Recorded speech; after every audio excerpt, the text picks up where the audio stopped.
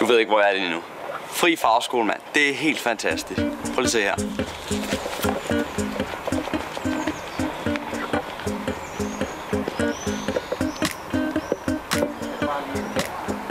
Jeg hedder Emil. Jeg er 17 år gammel. Jeg går i 10. klasse, og efter sommerferien, der skal jeg gå på Køge Gymnasium. Jeg har valgt en fagskole, fordi at jeg skulle lære at lave noget mad.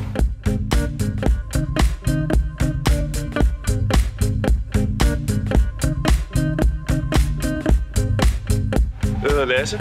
Jeg er 16 år gammel, og jeg går på 10. klasse med gastronomilinjen. Og efter sommerferien, der skal jeg på hotel- og restaurantskolen i Valby.